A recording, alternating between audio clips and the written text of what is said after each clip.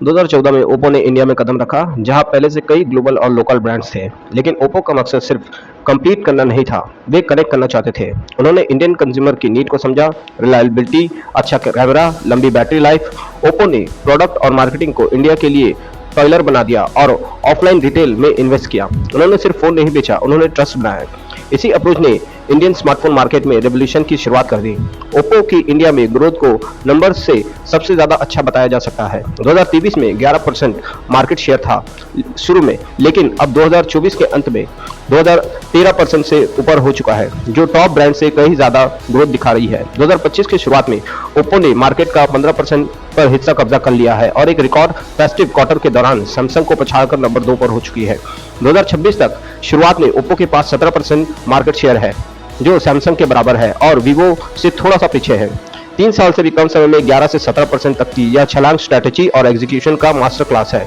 हर accept product design से लेकर after sales Indian consumer के लिए ट्रोल्ड और टॉयलर किया जा सकता है।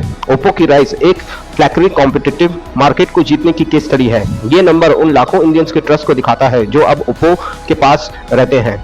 उनकी सक्सेस कोई एक्सीडेंट नहीं है, यह रेटलेस फोकस और इंडियन ऑडियंस को समझने का रिजल्ट है। जहां दूसरे ऑनलाइन सेल्स के पीछे भाग रहे थे, ओप्पो ने इंडिया की असली मार्केट प्लेस पर फोकस किया, जहां लोकल मोबाइल शॉप था। उन्होंने एक बड़ा ऑफलाइन नेटवर्क बनाया जो टियर 2 टियर 3 सिटीज तो गहराई तक पहुंच गया था। रिटेलर को अच्छी मार्जिन और ब्रांडिंग देकर ओप्पो ने शॉपकीपर को ब्रांड एम्बेसडर बना दिया।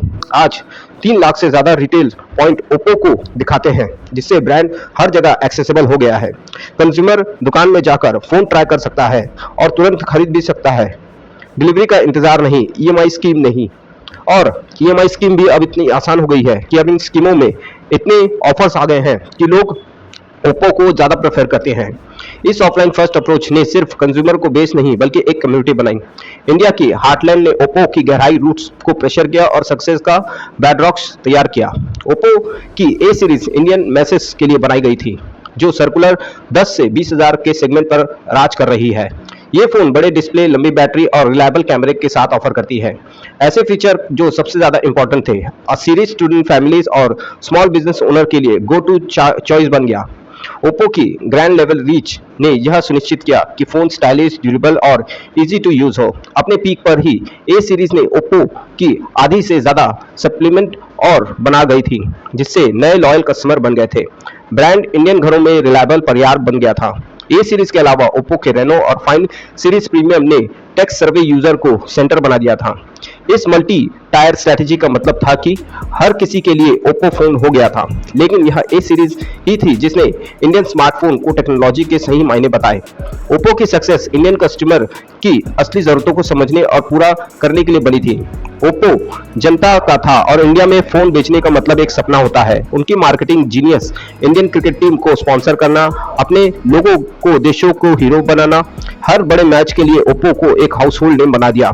नेशनल प्राइड को ब्रांड रिकॉल्स के साथ लिया गया। सेल्फी एक्सपर्ट स्लोगन, ग्रीन लोगो तुरंत रिकॉग्नाइजेशन और ओप्पो ने बॉलीवुड स्टार के साथ भी पार्टनरशिप की, जिससे उनके फोन युवाओं के लिए एप्रिसिएशनल हो गए। Festival campaign, specific addition phone खरीदने के लिए सेलिब्रेट कर दिया गया था। ओप्पो सिर्फ एक फोन ब्रांड नहीं, उससे कहीं ज्यादा बन चुका था। यह एक लाइफस्टाइल का सिंबल बन चुका था। इंटरनेशनल स्पॉन्सरशिप ने ग्लोबल फेयर को जोड़ा, लोकल एपीएल को बैलेंस किया और क्रिकेट, सिनेमा और स्मार्ट मार्केटिंग का यह मिश्रण ओप्पो को हमेशा विजिबल और रिलायबल बनाता रहा। उनकी कल्चर इंटीग्रेशन इंडियन दिलों को जीतने की कुंजी थी। मार्केटिंग से परे ओप्पो के रेटलेस इनोवेशन ने उसे अलग खड़ा कर दिया। उनकी विको फ्लैश चार्ज टेक्नोलॉजी ने फास्ट चार्जिंग में क्रांति ला दी, जिससे यूजर्स को एक बड़ा प्लस पॉइंट मिला। सुपर विको के साथ फोन मिनटों में पूरी तरह से चार्ज हो जाता था। प्रैक्टिकल इनोवेशन ने अपने बेस्ट दिए। ओप्पो ने हाई रेस सेल्फी कैमरा और एआई ब्यूटिफिकेशन को प्रेफर किया, जिससे उनके फोन युवाओं के बीच हिट रहे। पतले स्टाइलिश डिजाइनर पर उनका फोकस ओप्पो डिजाइन और डिवाइस लेकर आया। रिसर्च एंड डेवलपमेंट में भारी इन्वेस्टमेंट के चलते 2024 तक 1 लाख से ज्यादा पेटेंट एप्लीकेशन हुए, खासकर 5G में। ओप्पो की फोल्डेबल फाइनल एंड सीरीज ने उनकी टेक्नोलॉजी एज को दिखाया। उन्होंने लगातार कॉम्प्लेक्स टेक और यूजर फ्रेंडली फीचर को बदला। इनोवेशन की यही भावना ओप्पो को फ्रेश और कंपटीशन में आगे रखती है। यह उनकी कमर्शियल सक्सेस और पावर के वाली टेक्नोलॉजी का सॉल्यूशन है। ओप्पो की राइस इंडियन स्मार्ट मार्केट के ट्रांसफॉर्मेशन को दर्शाता है। प्रेफरेंस कंपटीशन के कारण के लिए बेहतर टेक, ज्यादा फीचर और कम प्राइस मिलती है। ओप्पो ने एडवांस फीचर में मास तक पहुंचने का एक की रोल निभाया। स्मार्टफोन अब सिर्फ लग्जरी आइटम नहीं थे बल्कि अपॉर्चुनिटी के गेटवे थे। आगे देखते हैं कि ओप्पो कनेक्टिंग डिवाइस में एक्सपेंड कर रहा है और 5G इनोवेशन में इन्वेस्ट कर रहा है। चुनौती मास मार्केट स्ट्रेंथ बनाए रखने में है, जबकि प्रीमियम सेगमेंट में भी कब्जा करना है। ओप्पो की लेगेसी सिर्फ मार्केट शेयर से ज्यादा है, ये वे चॉइस और स्टैंडर्ड है जो उन्हें आगे बढ़ाने में मदद करती है। इंडियन कंज्यूमर के लिए इसका मतलब है हर डिवाइस पर ज्यादा पावर और वैल्यू।